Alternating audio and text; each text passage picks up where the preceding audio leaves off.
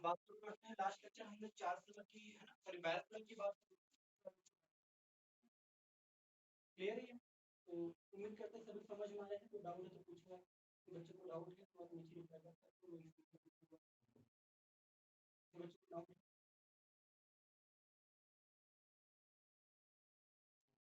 आगे बढ़ते हैं। कल कुछ बच्चों को डाउट्स थे, तो आज हम उस डाउट्स को लेते हैं ना। आपको होमवर्क मिला हुआ था, उसमें कुछ डाउट्स मेरे पास जो मिले हैं मुझे, तो उसे मैं डिस्कस करता हूँ। एक क्वेश्चन नंबर 10 आप लोगों ने मुझे है ना, मुझे मिला हुआ है। तो आप लोगों का डाउट है, human adult breathe approximately 0.5 decimetre cube of air. सभी पर ओपन कर लो। जो क्वेश्चन आपको होमवर्क मिला हुआ है, पहला पहला जो पहली बार होमवर्क मिला था है ना, होमवर्क नंबर 1, वो वाला सभी आप ओपन कर लो। उसमें उसमें मैंने आपको मिला होगा, आप सभी को ग्रुप में आया होगा। तो क्वेश्चन नंबर 10, तो उसे मैं डिस्कस करता हूँ यहाँ पर। कि बच्चे का और भी डाउट हो तो बोल सकते हो।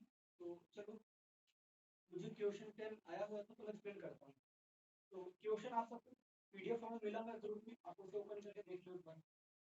तो क्वेश्चन था, human adult breathe in approximately 0.5 decimetre cube of air at 1 bar with each breath. If an air tank hold 100 decimeter cube of air at 200 bar, how many breath the tank will supply? तो पहले question का मतलब समझते हैं, है ना। इस question का मतलब क्या है, चलो बात को समझो। मैं बोल रहा हूँ एक कोई पर्सन है ना, वो एक बार में ब्रीथ सांस ले रहा नहीं। ब्रीथ करते तो आप क्या करते हो, एयर अपने बॉडी में इनहेल करते हो ना। तो ये बोला गया इस क्वेश्चन के अंदर, वो पर्सन जब एक बार ब्रीथ कर रहा है ना, एक बार सांस ले रहा है, तो उसके बॉडी के अंदर 0.5 डेसीमीटर क्यूब एयर जा रहा है। बात समझ पाए। जब ब्रीथ करते हो अपनी बॉडी में एयर क्या करते हो, इनहेल करते हो नहीं, बॉडी के अंदर लेते हो ना एयर। तो ये बोला कि वो पर्सन 0.5 डेसीमीटर क्यूब एयर को बॉडी के अंदर ले रहा है एक ब्रीथिंग में। क्लियर। और प्रेशर 1 बार है। अब बोला गया है कि उसे मान लो एक टैंक, एयर टैंक, मान लो एग्जांपल समझो, आप खुद को समझ लो। मान लो आप वो पर्सन हो और आप है ना, आप एक बार में 0.5 डेसीमीटर क्यूब एयर बॉडी के अंदर ले रहे हो। मान लो मैंने आपके पीठ पर एक है ना सिलेंडर लगाया, एयर सिलेंडर, ऑक्सीजन का सिलेंडर, और आपको समुद्र के नीचे डाल दिया। क्लियर। अब उस ऑक्सीजन सिलेंडर का प्रेशर हमने जब मेजर किया था, आपको जब देने से पहले, तो हमने देखा वो 200 बार था प्रेशर। और उस सिलेंडर का जो वॉल्यूम है ना बेटा, वो 100 डेसीमीटर क्यूब दिया है। बात समझ पा रहे हो, समझो। जैसे आपको जो एक बार 0.5 ब्रीथ कर रहे हो, और मैंने आपकी बॉडी पर सिलेंडर लगाया और आपको समुद्र के नीचे छोड़ दिया, और आप उस सिलेंडर का आपने वॉल्यूम देखा तो 100 डेसीमीटर क्यूब था, और प्रेशर चेक किया, वो प्रेशर था आपका 2200 बार। तो मैंने पूछा बताओ आप कितनी बार ब्रीथ कर सकते हो, है ना। जैसे आप नॉर्मली आपने पढ़ा होगा ना बायोलॉजी में कि जनरली 1 मिनट में हम 70 to 80 ब्रीथ करते हैं ना, 89। ये तो कुछ वैसा ही, कितनी बार ब्रीथ करेंगे तो सिलेंडर, कितनी बार सांस ले सकते हो सिलेंडर। इस क्वेश्चन का ये मतलब है। बात समझ में आया, बोलो। नहीं 100 टाइम्स नहीं, गलत है बेटा। चलो, तो 100 टाइम्स नहीं होगा। चलो मैं एक्सप्लेन करता हूँ, समझो।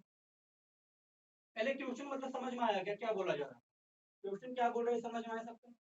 क्वेश्चन क्लियर हो तो फिर मैं समझाना शुरू करूँ। अच्छा, इस क्वेश्चन से पहले ना मैं आपको एग्जांपल और समझाता हूँ थोड़ा, बड़ा कॉमन सा है ना। आप सबने बचपन में बलून यूज किया होगा, बलून यूज किया ना सबने। थोड़ा थोड़ा एग्जांपल जो अपने लाइफ से रिलेटेड है उससे रिलेट करता हूँ इस टॉपिक। क्लियर। आपने बचपन में बलून यूज किया होगा। अच्छा, आपने जब बलून में मैंने फूंक मारा होगा, आप जब एयर ब्लो करते हो बलून के अंदर, तो क्या होता है, बलून बढ़ जाता है, साइज बढ़ जाता है नहीं। क्यों बढ़ता है, बलून का साइज क्यों बढ़ जाता है, हमने है ना एयर ब्लो किया बलून के अंदर, तो उसका साइज बढ़ जाता है, ऐसा क्यों होता है, बोलो। जब आप बेटा बलून के अंदर फूंक मारते हो ना, एयर ब्लो कराते हो, तो होता क्या है समझो।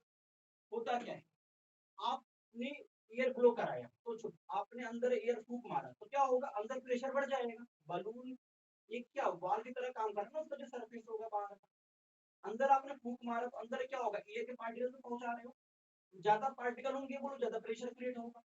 आपने फूंक मारकर इनडायरेक्टली बलून के अंदर प्रेशर बढ़ाया है, नहीं? बलून साइज बढ़ता क्यों है, मैंने फिर से क्लियर कर दूं। आपने फूंक मारा तो अंदर बोलो क्या प्रेशर बढ़ गया। आपने ऑब्जर्व किया होगा, जब एक बार फूंक मारते हो तो एक लिमिट के बाद है ना उसका साइज बढ़ना बंद हो जाता है, फिर आप फूंक मारो थोड़ा सा और बढ़ जाता है। तो वो एक फिक्स अमाउंट बढ़ता है, क्यों बढ़ता है उसी बात को समझिए थोड़ा सा, है ना? यहाँ पर कौन सा अप्लाई होता है समझिए। जब आपने वहां फूंक मारा तो क्या होगा बेटा, वहां अंदर एयर प्रेशर बढ़ जाएगा। सोचो, अभी अंदर भी और बाहर भी प्रेशर सेम था, तुमने जैसे फूंक मारा अंदर प्रेशर बढ़ गया, तो बलून क्या हो, अंदर प्रेशर 1 एटीएम से ज्यादा हो गया और बाहर से एटमॉस्फेयर प्रेशर कितना लगा रहा है 1 एटीएम। अब बताओ अंदर का प्रेशर ज्यादा है बाहर का प्रेशर कम है, बोलो बलून साइज क्या होगा, बढ़ना शुरू हो जाएगा। बात समझ में आया? तो जैसे आप फूंक मारोगे अंदर बोलो प्रेशर बढ़ेगा और एटमॉस्फेयर बाहर से तो 1 एटीएम ही लगा रहे हैं, तो बोलो अंदर का प्रेशर ज्यादा हो गया, तो बोलो बलून क्या करेगा, अपने वॉल्यूम को बढ़ाना शुरू करेगा, है ना? वो तब तक बढ़ता रहेगा जब तक अंदर का प्रेशर 1 एटीएम ना हो जाए। जैसे ही अंदर का प्रेशर 1 एटीएम हो जाएगा बलून का है ना साइज बढ़ना बंद हो जाएगा। बात क्लियर है? बात क्लियर है यहाँ तक? अभी रिप्लाई कर दो। ओके, चलो। तो बेटा कुल मिला के एक बात समझ में आई। अच्छा ये बताओ, बलून हम यूज करते हैं उसमें क्या क्या कांस्टेंट है, प्रेशर कांस्टेंट है, वॉल्यूम या टेम्परेचर, क्या कांस्टेंट हुआ? आपने फूंक मारा बलून ने साइज बढ़ाया, साइज बढ़ते ही क्या कांस्टेंट है यहाँ बोलो। इस बलून के एग्जांपल में कांस्टेंट क्या था? टेम्परेचर। टेम्परेचर, हाँ, क्लियर है, समझ में आ गया, ठीक है। Very good. लॉ कौन सा अप्लाई होगा यहाँ पे? बैरेल्स लॉ। टेम्परेचर कांस्टेंट है ना, तो बैरेल्स लॉ अप्लाई होगा। समझ में आया? मतलब प्रेशर इनवर्सली प्रोपोर्शनल टू क्या बोलो, वॉल्यूम। बैरेल्स यही बोलता है ना, प्रेशर इनवर्सली प्रोपोर्शनल टू बोलो क्या, वॉल्यूम। मतलब अगर हम प्रेशर अंदर तुमने फूंक मारा प्रेशर बढ़ा तो बोलो वॉल्यूम क्या होगा, बढ़ जाएगा। बैरेल्स लॉ अप्लाई होगा नहीं आप, वॉल्यूम। क्लियर? हाँ चलो, अब इस एग्जांपल बताते हैं समझो। देखो क्वेश्चन में क्लियरली मेंशन वो पर्सन ना 0.5 0.5 डेसीमीटर क्यूब एयर को अपनी बॉडी में ले रहा है, प्रेशर वहां 180 है। मतलब जो भी प्रेशर जो भी हम ब्रीथिंग करते हैं ना बेटा, वो ऑलवेज 1 बार पे करते हैं, 180 पर बोल सकते हो, मतलब जब क्रॉस वही हो थोड़ा बहुत डिफरेंस होता है। तो जो भी हम ब्रीथिंग करते हैं ऑलवेज बोलो किस पर करते हैं, 1 बार। और हमें जो सिलेंडर दिया है वो कितना है, 200 बार का। एक छोटा सा और एग्जांपल लेते हैं, छोटा सा एग्जांपल, इस क्वेश्चन को मैं थोड़ा सा फील कराने का प्रयास करता हूँ। ध्यान, मान लो ये दो कमरे, ठीक है, ये दो कमरे हैं, दोनों का साइज सेम है। ये एग्जांपल जो भी क्वेश्चन नंबर 10 है समझाने के लिए एग्जांपल में थोड़ा और क्लियर करता हूँ, ठीक है? तो क्वेश्चन आपको समझ में आना चाहिए। दो कमरे मान लो, ठीक है, अब ये कमरा नहीं ये भी कमरा है, मान लो इसका वॉल्यूम ना 100 लीटर है, कितना लीटर है बोलो, 100। अब मान लो, अब बोलो यहाँ पर अगर कमरे से कुछ हमने दोनों को वैक्यूम कर दिया, दोनों कमरे से एयर बाहर निकला, क्लियर? दो कमरे थे, दोनों का वॉल्यूम सेम था, दोनों से एयर बाहर निकला। अब हमने क्या किया, इसमें एक एलपीजी सिलेंडर काफी हुआ और इसमें हमारे 10 सिलेंडर काफी ठंडे वाले है ना, ठीक है? तो मान लो इसमें 10 सिलेंडर हमें ड्रॉप करें, तो अब मैं पूछूं बताओ कि पहले वाले कमरे के अंदर गैस का वॉल्यूम कितना होगा, पहले वाला जो कमरा है उसमें गैस का वॉल्यूम कितना होगा? प्रेशर की बात नहीं कर रहे अभी, है ना, वॉल्यूम की बात। पहले वाले कमरे के अंदर गैस का वॉल्यूम क्या होगा? नहीं हमने सिलेंडर ओपन कर दिया ना, सिलेंडर को ओपन कर दिया होगा, अभी गैस कमरे में फैल चुका है, सिलेंडर ओपन हो चुका, सिलेंडर है ना, हमने ओपन कर दिया, सब गैस को बाहर निकाल दिया सिलेंडर। तो पहले वाले कमरे में गैस का वॉल्यूम क्या होगा बोलो?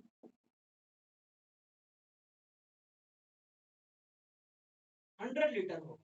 Very good. तो पहले वाले कमरे में कितना होगा बोलो, 100 लीटर। दूसरे वाले कमरे में बोलो गैस का वॉल्यूम क्या होगा, दूसरे वाले कमरे में गैस का वॉल्यूम क्या होगा?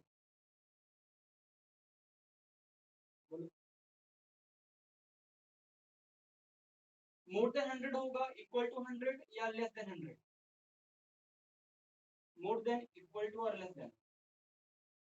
हाँ, सेम है सेकंड रूल, वेरी गुड बेटा। यहाँ पर देखो, चाहे हम एक सिलेंडर ओपन करें चाहे 1000 सिलेंडर ओपन करें, कमरा तो हमने पैक करके रखा हुआ है ना, ये तो गैस बाहर फैलेगा नहीं। समझो, अगर आप आप कहीं भी बैठे हो, कोई कमरा होगा, ठीक है, अगर आप उस कमरे में ना, अगर अगर 1 ml कोई गैस ला के ड्रॉप कर दो, तो कोई पूछे इस गैस का वॉल्यूम बताओ, तो आप बोलोगे पूरे पूरे कमरे के बराबर उसका वॉल्यूम। अगर मैं बोलूं उसी कमरे में ना तुम 50 ml ला दिया, 1000 ml ड्रॉप कर दो, फिर पूछो तो भी बोलोगे उस कमरे के वॉल्यूम के बराबर। क्यों? क्योंकि अगर हम 1 ml ड्रॉप करेंगे तो भी बोलो गैस का मालिक्यूल क्या होगा, पूरे कमरे में फैलेगा, कमरे कोने कोने तक जाएगा, जहां तक वो जाएगा उसका वॉल्यूम होगा, है ना। ऐसा नहीं होगा कि 1 ml है तो एक कोने में रह जाएगा, बाकी कोने नहीं जाएगा।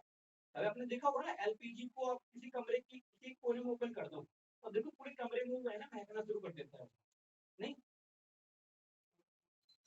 बात क्लियर है ना? ये मतलब जहां पर ओपन करोगे उसी का वॉल्यूम ऑक्युपाई कर लेगा वो। आपने गैस का डिफिनेशन पढ़ा भी होगा, क्लियर? अब बताओ, चाहे एक सिलेंडर ओपन करें चाहे 10 सिलेंडर ओपन करें, वॉल्यूम तो इस कमरे के बराबर ही हो, क्लियर है? अच्छा बताओ, क्या बदल रहा है दोनों में? क्या वॉल्यूम बदला? नहीं।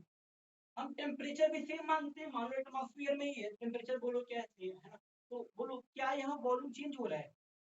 सॉरी, टेम्परेचर की बात अभी नहीं करते, क्या वॉल्यूम बदल रहा? नहीं, प्रेशर बदल रहा है, कमरे का बोलो प्रेशर बदल रहा है। इसमें एक नई कमरे में केवल एक सिलेंडर की गैस थी और इसमें 10 सिलेंडर की गैस, मतलब नंबर ऑफ मोल ज्यादा हो चुका है।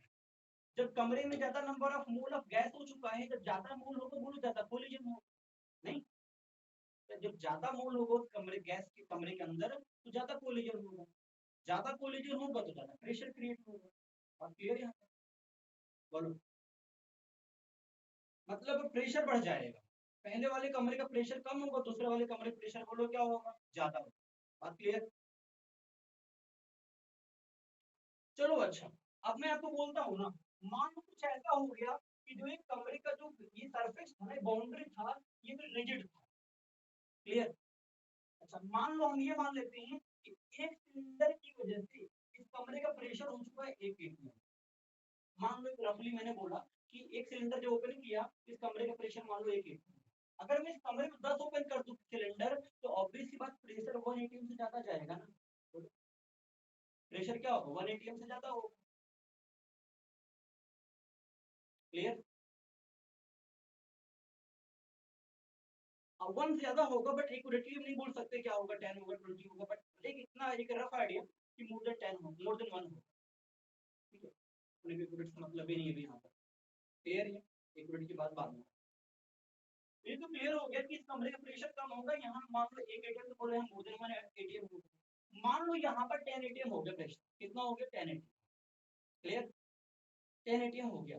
सोचो, अच्छा अभी बोलो, अभी अगर अपने पास मान लो कुछ ऐसा हुआ, अभी ये सरफेस अपना क्या रिजिड है, अगर हमने कुछ ऐसा कर दिया कि जो सरफेस है ना गुब्बारे वाला बन गया, मतलब बिल्कुल मूवेबल हो गया, आराम से मूव कर सकते, तो बोलो क्या इसके इसका जो दीवार है, इसका जो सरफेस है, क्या इसमें कोई तुम्हें मूवमेंट दिखेगा?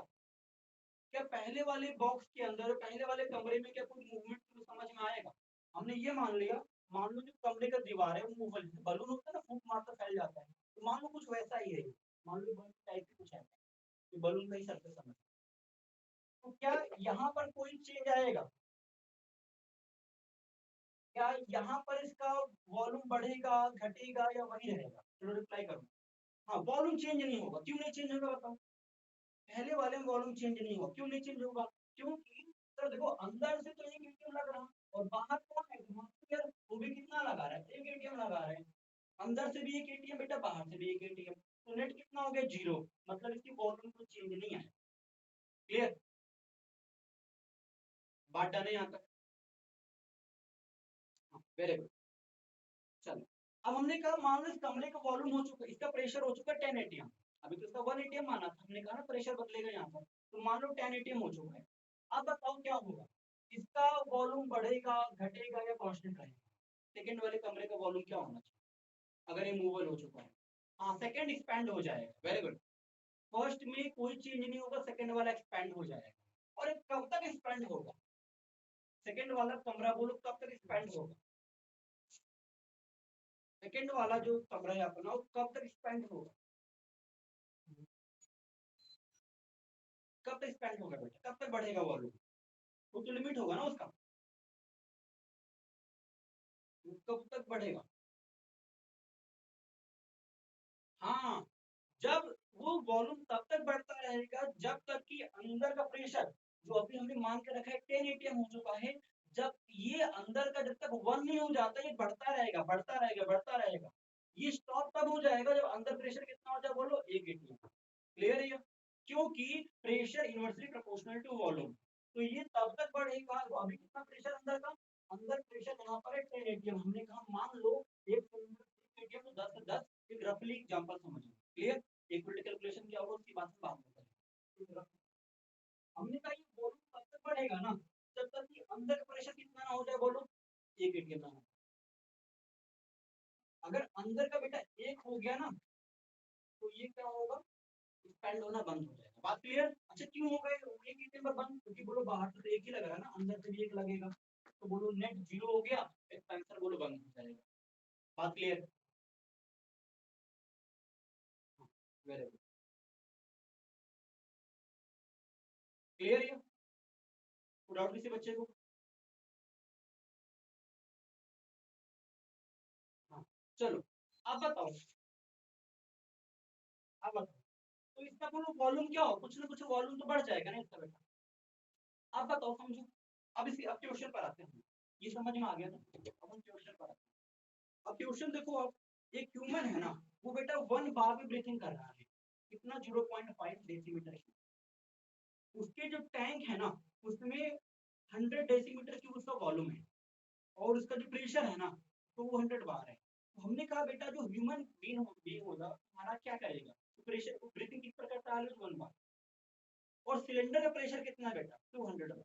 मतलब हमें पहले सिलेंडर को 1 बार में कन्वर्ट करना पड़ेगा, 1 बार में कितना वॉल्यूम है, तो जो ब्रीथिंग कर रहा है वो 1 बार में कर रहा है, तो वहां सिलेंडर का प्रेशर कितना है 200 बार। पहले हमें 200 को कन्वर्ट करना पड़ेगा 1 के अंदर। क्लियर है? जब 1 में कन्वर्ट कर लेंगे तो आसानी से पता कर लेंगे हम लोग। क्लियर है? चलो अब मैं क्वेश्चन को सॉल्व करता हूँ, उम्मीद करता हूँ अब पिक्चर समझ में आ चुका हूँ करने क्या जा रहा है। क्लियर?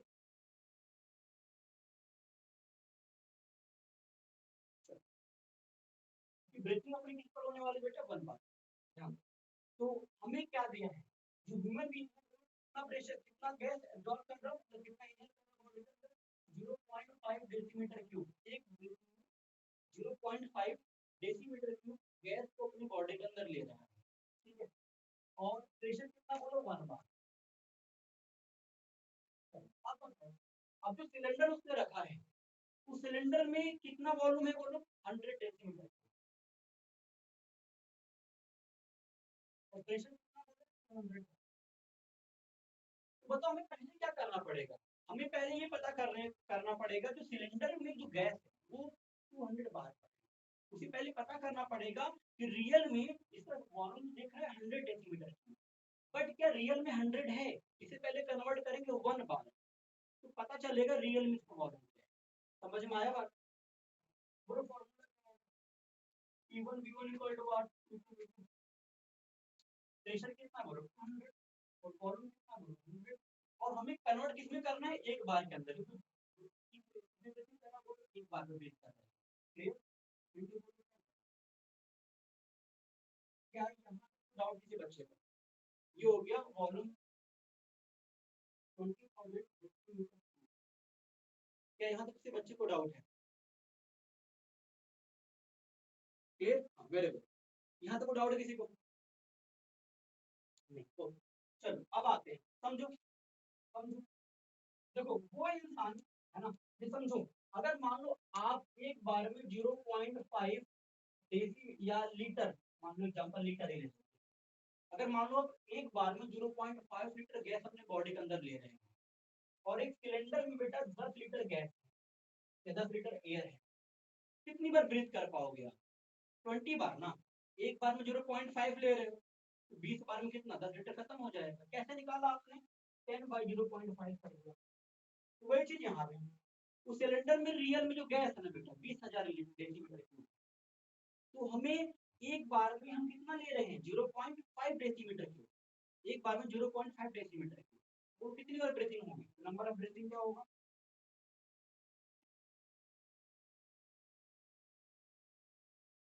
कितना होगा 20,000 बाई 0.5, ये कितना होगा 40,000। बात क्लियर, किसी बच्चे को डाउट है तो डाउट है तो पूछो आप।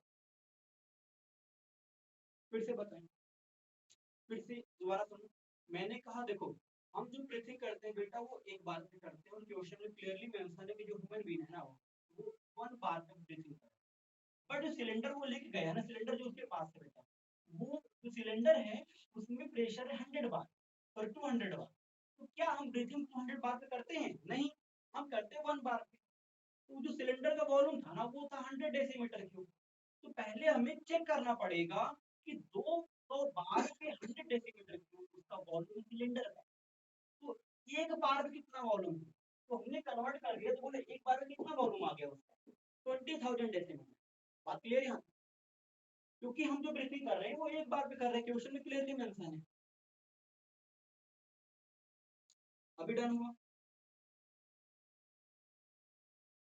अभी कोई कंफ्यूजन है बेटा, ये अच्छा क्वेश्चन था, थोड़ा सा कंफ्यूजन है, तो डाउट डाउट हो दोबारा पूछ लो, क्लियर आगे बढ़ता है।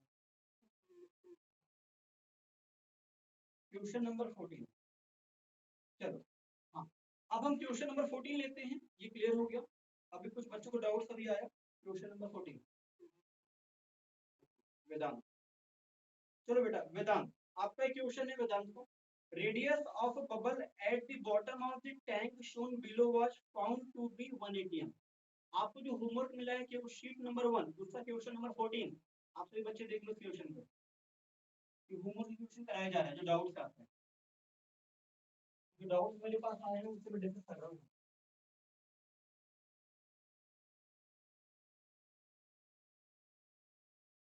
चलो तो क्वेश्चन 14 देखो, radius of bubble at the bottom of the tank shown below was found to be 1 centimeter. Then find the radius of the bubble at the surface of water considering the temperature at the surface and bottom. चलो question मतलब मैं समझाता हूँ, question आपके पास है ही PDF form में, मैं question समझाता हूँ। क्वेश्चन बोल ये रहा है, तो अपने पास एक है कंटेनर इसमें भरा गया पानी, क्लियर बेटा, और इसमें क्या किया गया, एक बबल यहाँ पर बनाया गया, एक बबल यहाँ पर, ठीक है।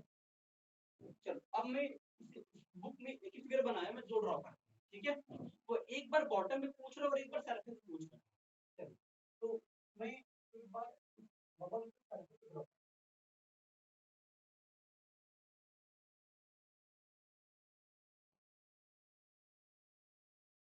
चलो अच्छा एक बात मुझे बताओ, आप थोड़ा कॉमन सेंस बताओ, आप मुझे ये बताओ प्रेशर बेटा बॉटम पे ज्यादा होगा या सरफेस पे ज्यादा होगा, प्रेशर कहाँ ज्यादा होना चाहिए, बॉटम पे या सरफेस पे,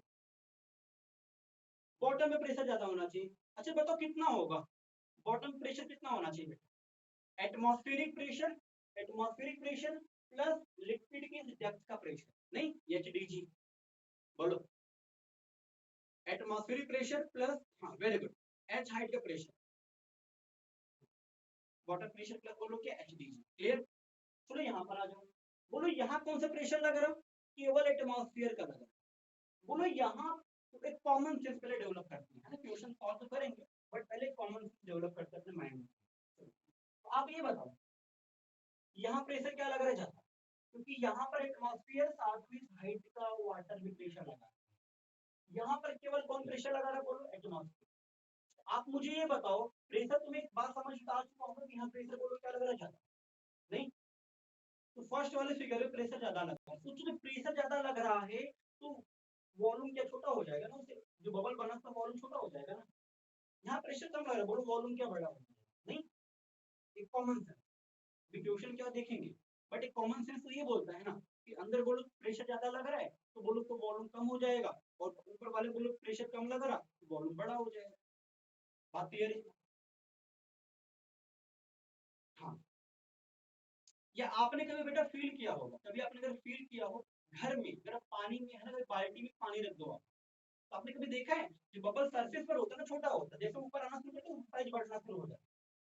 क्यों? जैसे ऊपर आना शुरू होता है प्रेशर कम होना शुरू हो जाता है, प्रेशर कम हुआ बोलो एक्सपैंड करना शुरू करेगा। हमें पता है pressure inversely proportional to volume. नीचे था बाल्टी में जो पानी भरते बबल नीचे बनता है, फिर ऊपर आता है वॉल्यूम बढ़ता है। क्यों बेटा? नीचे होता है प्रेशर क्या होता है ज्यादा, हमें पता है pressure inversely proportional to volume. तो जब नीचे प्रेशर जाता है तो वॉल्यूम क्या होगा? कम। जब ऊपर आना शुरू किया बबल, बोल प्रेशर क्या होगा? धीरे धीरे कम। नहीं, यहाँ पर केवल तो एटमॉस्फेयर प्रेशर लग रहा है ना बेटा, तो प्रेशर कम होगा तो वॉल्यूम क्या होगा? ऑटोमेटिक बढ़ेगा। ये तो कॉमन सेंस बोल रहा है। अब इस क्वेश्चन पढ़ने क्लियर? हाँ सभी जगह होगा बेटा, कहीं भी वाटर हो सभी जगह होगा, है ना? चाहे स्विमिंग पूल हो चाहे नॉर्मल वाटर हो, कहीं भी लगा दो, है ना? सिंपल सा फंडा है। क्लियर? अब आते हैं क्वेश्चन पे। बात क्लियर है यहाँ तक? अच्छा मुझे ये बताओ, क्या टेम्परेचर यहाँ वेरिएबल है या कांस्टेंट है? टेम्परेचर वेरिएबल है कांस्टेंट? प्रेशर तो बदल रहा है, वॉल्यूम बदल रहा, टेम्परेचर वेरिएबल है कांस्टेंट? ये बताओ। Temperature constant, very good, temperature constant. चलो तो बोलो क्या लगा सकते हैं हम? यहाँ का प्रेशर मान लो बेटा P1, वॉल्यूम मान लो बेटा इसका V1। क्लियर? प्रेशर मान लो P1, वॉल्यूम मान लो V1, और बोलो ठीक है, तो इसके मोल मान लो बेटा N1। ठीक है, बात क्लियर है यहाँ तक? या चलो P1 V1 ले सकते हो, क्योंकि देखो बबल के अंदर जितने मालिक्यूल होंगे ना वो मालिक्यूल तो यहाँ भी होंगे, बस वो एक्सपेंड कर जाएंगे थोड़ा सा। बात क्लियर? बताओ क्या मोल चेंज होगा? क्या मोल में कोई चेंज आएगा? सोचो, एग्जांपल लेते हैं, एग्जांपल लेते हैं। जब बबल नीचे था तो बबल, ये एयर बबल बना होगा ना बेटा, वहां पर समझो तो नीचे था यहाँ पर छोटा सा बबल बना। जब बबल बना हुआ है तो अंदर क्या रहा होगा? अंदर एयर रहा होगा ना, इसके अंदर बेटा क्या होंगे? इसके एयर के मॉलिक्यूल होंगे। नहीं, इसके अंदर क्या होगा? एयर का मॉलिक्यूल, तभी बबल बना है ये। तो सोचो जब प्रेशर ज्यादा लगेगा तो ये एयर थोड़ा छोटा हो जाएगा, कम लगेगा तो फैल जाएगा, एक्सपेंड कर जाएगा। क्लियर है? बोलो बोलो। हाँ, अब बताओ, मान लो इस बबल के अंदर 100 मॉलिक्यूल ऑफ एयर है। कितने मॉलिक्यूल बोलो? 100 मॉलिक्यूल। मान लो बबल के अंदर 100 मॉलिक्यूल ऑफ एयर। अगर जब ये प्रेशर कम होगा तो ये सारे नंबर बढ़ जाएगा, लेकिन मॉलिक्यूल थोड़ी चेंज हो जाएगा। नंबर ऑफ एयर मॉलिक्यूल तो वही रहेंगे ना, क्योंकि वो दूर दूर हो जाएंगे थोड़ा सा। मतलब मोल क्या है? कांस्टेंट है बेटा। मतलब मोल यहाँ पर वही यहाँ पर, बोलो यहाँ P1 नहीं और यहाँ क्या लिखोगे? बात क्लियर? प्रेशर बदल रहा है, वॉल्यूम बदल रहा है, क्या मोल बदल रहा है? नहीं। जो बबल के अंदर एयर मॉलिक्यूल थे बस 100 से तो 100 ही रहेंगे, बस वॉल्यूम बढ़ता चला जाएगा, प्रेशर कम होगा। तो अब बताओ क्या अप्लाई करेंगे हम लोग? यहाँ कांस्टेंट क्या? टेम्परेचर। कांस्टेंट टेम्परेचर मतलब क्या? Barrels law. मतलब क्या बोलोगे? T1 V1 P2 V2। अब बोलो बॉटम पे प्रेशर कितना है बेटा? अब बॉटम में प्रेशर निकालते हैं। अच्छा इसका हाइट दिया हुआ है हमें, ये डेप्थ दिया हुआ है 10.336 मीटर। क्लियर है? अब बताओ इस पॉइंट पर प्रेशर कितना होगा? आप लोग मुझे बताओ कितना होना चाहिए? प्रेशर कौन कौन लगाएगा? जो बॉटम पे है तो वहां कौन कौन से फैक्टर काम करेंगे प्रेशर के लिए? बोलो, रिप्लाई करो सभी। बॉटम पे कौन कौन से फैक्टर है जो प्रेशर लगाएंगे? हाँ, एटमॉस्फेरिक प्लस वाटर का है। वेरी गुड, एटमॉस्फेयर लगाएगा प्लस वाटर लगाएगा। देखो बेटा यहाँ पर वाटर की हाइट ये लगेगी प्लस ऊपर से एटमॉस्फेयर लगाएगा। बोलो तो एटमॉस्फेयर प्रेशर कितना होता है? चलो इसका प्रेशर कैलकुलेट करते हैं। तो अभी किया मैं अप्लाई करना है। बोलो P1 की वैल्यू क्या होगा? अब बोलो P1 का वैल्यू क्या होगा? 1 एटमॉस्फेयर का प्रेशर, ठीक है, प्लस HDG। अच्छा, अब इसे देखो उससे रिलेट मत कर लेना आप लोग, HG वाले से, मरकरी वाले से। यहाँ पर वाटर है बेटा। अगर ये 10 मीटर ना बेटा मरकरी का हाइट होता तो हम इसे लिख देते ना, कितना हो जाता? 1000 सेंटीमीटर ऑफ Hg। लेकिन यहाँ Hg नहीं है, यहाँ वाटर है। अगर मरकरी के अलावा कुछ दूसरा लिक्विड है तो ऑलवेज हम फॉर्मूला यूज करेंगे HDG। अगर मरकरी है तो डायरेक्टली वही वैल्यू लिख देते हैं। समझ में आया? है बोलो क्या होगा, प्रेशर कितना होगा, बोलो वाटर का प्रेशर कितना होगा, प्रेशर ऑफ वाटर HBG, ये होगा ना। अगर मरकरी का कोई दूसरा लिक्विड है तो प्रेशर ऑलवेज इस फार्मूले से कैलकुलेट करना, कभी वैल्यू पुट मत करना, वो 76 वाला मत मान लेना, वो केवल मरकरी के लिए है, बाकी अदर लिक्विड के लिए नहीं। जो आप यूज करते हो ना 76 सेंटीमीटर इक्वल टू 1 एटीएम, ये केवल मरकरी के लिए है, किसी अदर लिक्विड के लिए अप्लाई मत करना। यहाँ मत बोल देना कि है ना कि 76 से डिवाइड कर दो तो आ गया एटीएम, नहीं, गलत है। समझ में आया, वो क्लियर है। हाँ, जब मरकरी होगा तो अप्लाई करेंगे हम लोग, 76 से डिवाइड कर देंगे एटीएम आ जाएगा। मरकरी नहीं है, वाटर है, कोई अदर लिक्विड हो मरकरी का अलावा, कभी भी ऐसा डिवाइड मत करना, वो केवल एचजी के लिए है। ध्यान बोलो हाइट कितना, बोलो 10.336, और इसका डेंसिटी कितना है, इसका डेंसिटी बेटा होता है ना, मरकरी की डेंसिटी होती है, आपको ध्यान रखना पड़ेगा, इसका होता है लगभग 997, है ना, केजी पर डेसीमीटर क्यूब, क्लियर, 997 केजी पर डेसीमीटर क्यूब। बेटा इसे ना अप्रोक्सीमेटली हम लोग 1000 मान लेते हैं, इसे 1000 मान लो अप्रोक्स, केजी पर सॉरी डेसीमीटर केजी पर मीटर, ये होता है मरकरी की डेंसिटी, आपको याद रखना, सॉरी वाटर की डेंसिटी याद रखना, क्लियर। जो वाटर डेंसिटी बोलो कितने है आपको, 997 केजी पर मीटर क्यूब, या अब केजी को आप ये मान सकते हो, है ना, 997 को 1000 मान लो, तो डेंसिटी कितना हो गया बोलो, 1000 केजी पर मीटर क्यूब, है ना, मीटर क्यूब इनटू बोलो क्या जी की वैल्यू कितना होता है 10, तो ये जब कैलकुलेट करोगे ना तो ये अप्रॉक्स आ जाएगा 10 टू पावर 5 पावर 3 4, इसे भी अप्रॉक्स 10 ही मान लो आप, करोगे थोड़ा बहुत वैल्यू चेंज होगा, है ना, 997 रखोगे तो अप्रॉक्स में वैल्यू थोड़ा बहुत थोड़ा चेंज होगा, अप्रॉक्स 10 टू पावर 5 के बराबर है, नहीं, क्लियर है। तो आप कैलकुलेट करना तो अप्रॉक्स यही आएगा 10 टू पावर 5, थोड़ा बहुत ऊपर नीचे आएगा तो उतना हम चला लेते हैं ना, उतना अपने कैलकुलेट कैलकुलेशन की जरूरत ही नहीं है, अपने पास ऑप्शन होते हैं। बात क्लियर है यहाँ तक, बोलो किसी बच्चे को डाउट है, तो ये आ गया बोलो क्या, प्रेशर ऑफ वाटर, वाटर के हाइट की वजह से प्रेशर आ गया। अब बताओ यहाँ प्रेशर P1 किसके बराबर है, तो यहाँ से P1 किसके बराबर होगा, P1 equal to atmospheric pressure. अच्छा बताओ ये किसमें आया, 10 टू पावर 5 किसमें, पास्कल ना, और ये बराबर होता है बेटा 1 एटीएम की, मतलब वाटर का इतना हाइट ना बेटा 1 एटीएम प्रेशर लगाता है, याद आ रहा, हमने मरकरी में पढ़ा था 76 सेंटीमीटर, अगर मरकरी का हाइट है तो वो लगाता है 1 एटीएम, बट वाटर में क्या होता है 10.3 हाइट लगाता है 1 एटीएम, ये आपको याद ही रखना, कैलकुलेट करोगे, क्लियर है, बात जाने यहाँ तक। तो बोलो क्या हो गया, टोटल प्रेशर क्या हो गया, एटमॉस्फेरिक प्रेशर, एटमॉस्फेरिक प्लस बोलो क्या बेटा, प्रेशर ड्यू टू वाटर, तो एटमॉस्फेरिक प्रेशर कितना है बेटा 1 एटीएम, और प्रेशर ड्यू टू वाटर कितना हो गया 1 एटीएम, तो ये हो गया टोटल 2 एटीएम, तो P1 की वैल्यू हो गई 2 एटीएम, P1 आ गया 2 एटीएम। बोलो वॉल्यूम कितना है बेटा, चलो पुट करते हैं यहाँ पे, पुट करते हैं ऑन करते हैं, अब बोलो P1 की वैल्यू आ गई 2 एटीएम। अच्छा वॉल्यूम क्या होगा, बोलो ये बबल बनते बोलो कैसा होगा, स्फेरिकल होगा ना, बबल कैसा होगा बोलो, स्फेरिकल, बबल कैसा होगा बोलो, स्फेरिकल, क्लियर है।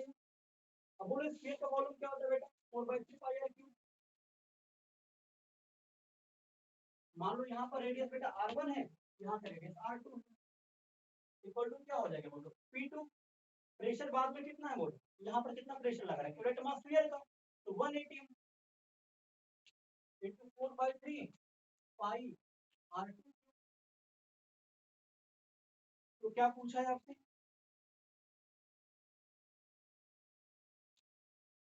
बोलो। अच्छा बॉटम पे रेडियस दिया हुआ है, क्वेश्चन में r1 की वैल्यू क्या होगा 1 सेंटीमीटर, अब पुट करके r2 वैल्यू निकालो, पावर r2 पावर, क्लियर है। बॉटम पे जो रेडियस है वो r1 की वैल्यू मेंशन है अपने को, चलो नोट कर लो इसे फटाफट।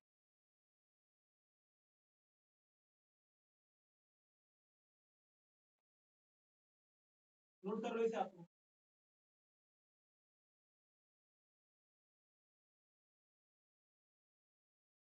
किसी बच्चे को डाउट है पूछो, किसी बच्चे को डाउट है कहीं पर? एक अच्छा क्वेश्चन था।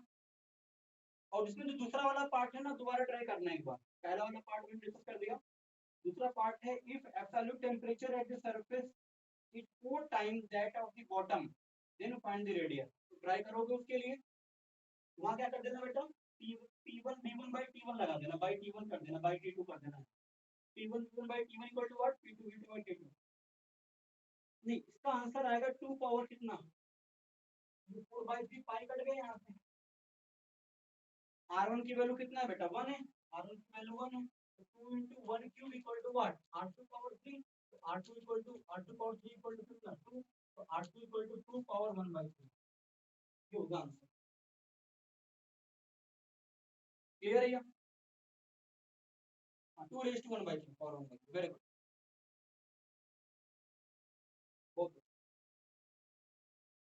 इसका दूसरा वाला पार्ट आपको करके आना है अगले लेक्चर में, है ना। वहां पर टेम्परेचर भी वेरिएशन है, अगर टेम्परेचर भी वेरी कर रहा है तो क्या अप्लाई करोगे, P1 V1 by T1 equal to what, P2 V2 by T2।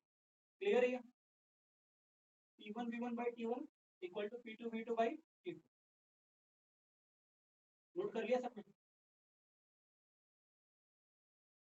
चलो, और कोई डाउट है किसी का? हाँ, आर सेंटीमीटर में रख लो, कोई दिक्कत नहीं, मैं सेंटीमीटर में दिया, सेंटीमीटर में रख लो। अगर सेंटीमीटर रखो, सेंटीमीटर में रिजल्ट आएगा। देखो दोनों साइड में है ना आर क्यूब, तो आपस में वो यूनिट कैंसिल हो जाएगा, कोई फर्क नहीं पड़ने वाला है। आप किसी में रख के देखो, सेम रिजल्ट आएगा। अगर सेंटीमीटर रखो, सेंटीमीटर में रिजल्ट आएगा, मीटर में रखो, मीटर में रिजल्ट आएगा।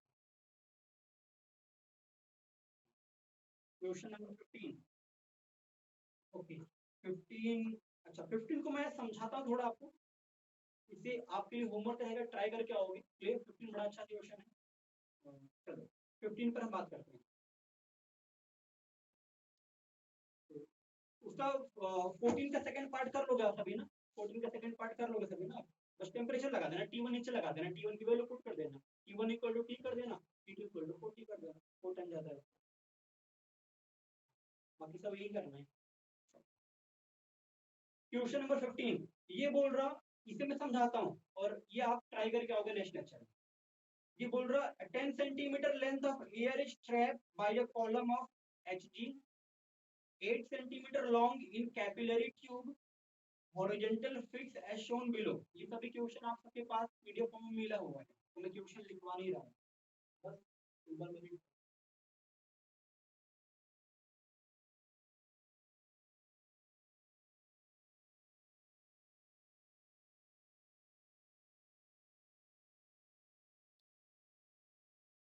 तो क्वेश्चन क्या बोल रहा है बेटा, a 10 centimeter length of air trapped by column of Hg, 8 centimeter long in capillary tube, horizontally fixed as shown below, at 1 atm pressure। Question समझो, हमें एक तो ट्यूब दिया हुआ है बेटा, ठीक है, और इस ट्यूब में ना बेटा यहाँ मरकरी का, Hg का लेंथ दिया हुआ है, ये है 8 सेंटीमीटर का, और इसके पीछे ना एयर ट्रैप है, ये इधर एयर है, ठीक है। तो इसका जो लेंथ है बेटा 10 सेंटीमीटर है। चलो समझते हैं थोड़ा, क्लियर? तो अब क्या बोल रहा, समझो थोड़ा सा। अच्छा, क्या होगा, ये यहाँ पर रुका हुआ है, ये जो मरकरी कॉलम है ना बेटा, रुका हुआ है। क्यों रुका हुआ है ये, क्या इसमें ये रुका क्यों है, इसका मतलब क्या है बेटा? तो इसका मतलब ये है कि बाहर से जो प्रेशर लग रहा है वही प्रेशर अंदर से भी लग रहा है ना। अगर सोचो, अगर अंदर का एयर, बाहर कौन है बेटा, एटमॉस्फेयर है, और सभी को पता है एटमॉस्फेयर कितना प्रेशर लगाता है, 1 atm। बाहर अपना एटमॉस्फेयर है और कितना प्रेशर लगाता है, 1 atm। ये रुका है, इसका मतलब अंदर से 1 लग रहा होगा ना। सोचो अगर अंदर से प्रेशर ना लगता, बाहर से लग रहा है 1, तो ये कहाँ चला जाता, अंदर साइड में चला जाता। नहीं, बात क्लियर है? अगर अंदर कुछ प्रेशर ना लगता तो बोलो बाहर से तो 1 लग रहा है तो अंदर चला जाता ना ये मरकरी। और सोचो अगर बाहर प्रेशर ना होता, बाहर से प्रेशर ना लगता, तो ये अंदर कितना लग रहा है 1, तो ये बाहर चला जाता। ये रुका है, इसका मतलब ये है कि इस पर दोनों साइड से इक्वल प्रेशर लगा है। बाहर से प्रेशर कौन लगा रहा है, एटमॉस्फेयर। इसका मतलब जो अंदर एयर ट्रैप है वो प्रेशर कितना लगा रहा है, 1 है। बात क्लियर है? बात समझ में आई? हाँ बेटा, ट्यूशन क्लास में लिया हुआ है, बट कुछ कुछ बैचेज में नहीं हुआ है, इसीलिए मैं कर रहा हूँ। क्लियर है? तो सर कुछ बैचेज सिलेबस थोड़ा आगे पीछे था, इसीलिए थोड़ा सा एक बार रिवीजन कराते हुए आगे बढ़ रहा हूँ। ठीक है ना? जिसका हो चुका है उसके लिए रिवीजन हो जाएगा, जो बच्चे नहीं पढ़ पाए उनके रिवीजन हो जाएगा। समझो इसे, ध्यान दो। तो बेटा ये ट्रैप हो चुका है अपना। अब क्या बोला गया, इसे ना, इस ट्यूब को हमने परपेंडिकुलर कर दिया, इस ट्यूब को परपेंडिकुलर कर दिया। तो जो परपेंडिकुलर कर दिया क्या हो, तो ये अभी तो मरकरी का पूरा प्रेशर का पूरा वेट कहाँ आ रहा है, नीचे साइड में। तो क्या ये एयर को कंप्रेस कर रहा, नहीं, ये एयर इस मरकरी से कंप्रेस नहीं हो रहा है। क्लियर है? ये मरकरी से कंप्रेस नहीं हो रहा, समझो बेटा। जब ये तुम्हारा, ठीक है, ध्यान समझो। अभी क्या होगा जब हमने इस ट्यूब को परपेंडिकुलर कर दिया, तो ऊपर से प्रेशर कौन लगा रहा, एटमॉस्फेयर। ऊपर से प्रेशर कौन लगा रहा बेटा, एटमॉस्फेयर।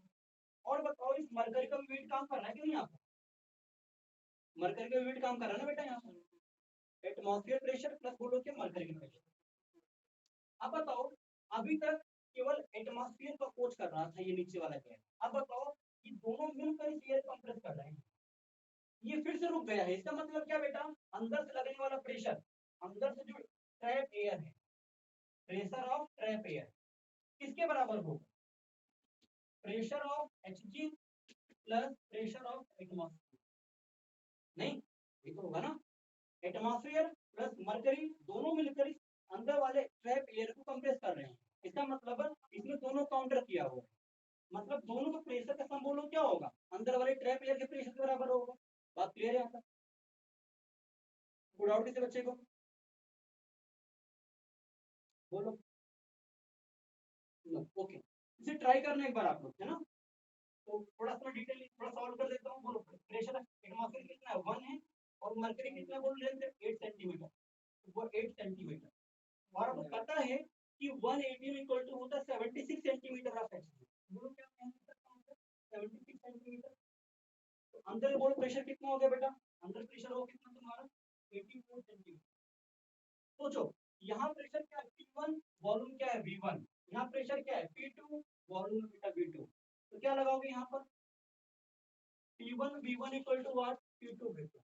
अब बताओ P1 की वैल्यू क्या है यहाँ पर, यहाँ प्रेशर कितना 1 एटीएम, क्योंकि एटमॉस्फेयर काउंटर कर रहा था, एक बाहर से अंदर से, तो P1 की वैल्यू 1 हो गया। बेटा यहाँ वॉल्यूम निकालो, वॉल्यूम क्या होगा, area into length, area into length, और लेंथ की वैल्यू कितना 10, एयर का 10 है ना यहाँ पर, तो लेंथ कितना हो गया बेटा, यहाँ P2 कितना हो गया, P2 बाद में निकल के आया 84। और वॉल्यूम क्या हो जाएगा, वॉल्यूम तो वही, एरिया तो वही रहेगा ना बेटा, एरिया इंटू क्या, लेंथ। समझो। अब बताओ क्या ये लेंथ कम हो जाएगा ना, अभी तक केवल ये एटमॉस्फेयर ही कंप्रेस कर रहा था, अभी दोनों मिल कंप्रेस कर रहे हैं। तो अभी जो ये एयर कॉलम था, ये अभी 10 सेंटीमीटर था, अब थोड़ा कम हो जाएगा ना ये, तो मान लो एल हो गया। क्लियर है? एरिया तो सेम रहेगा। और L1 की वैल्यू क्या है 10, L2 में पूछा हुआ है, L1 को कितना हो गया 10 equal to what 84 into 8। Solve कर लेना इसे। क्लियर है? तो नोट कर लो इसे आप, सॉरी इसे भी इसमें कन्वर्ट कर लो। ध्यान दो, ये प्रेशर किस में रखा हमने, सेंटीमीटर में, ये भी किसमें रखना पड़ेगा, सेंटीमीटर में। क्या लिखना पड़ेगा बोलो, 70। दोनों सेम यूनिट होना चाहिए ना। ये वाला हमने 84 सेंटीमीटर लिखा हुआ, ये भी किसमें रखना पड़ेगा, P1 सेंटीमीटर में, सेंटीमीटर ऑफ Hg। सॉल्व कर लो इसे। ऐसे दूसरा ट्राई करना है तो दूसरा तीसरा पार्ट, अगर नहीं होता मैं नेक्स्ट लेक्चर में दोबारा डिस्कस करूंगा। आज के लिए इतना ही होगा, तो नोट कर लो, डाउट पूछ लो। मिलते हैं नेक्स्ट लेक्चर में।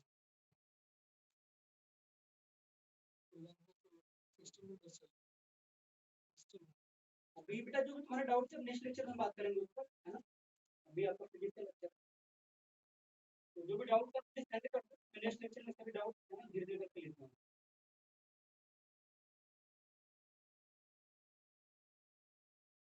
हाँ, इसे सॉल्व कर दो, जो भी रिजल्ट आ जाए 9 के आसपास रिजल्ट आएगा इसका। चलो ठीक है, तो फिर मिलते हैं बेटा नेक्स्ट लेक्चर में।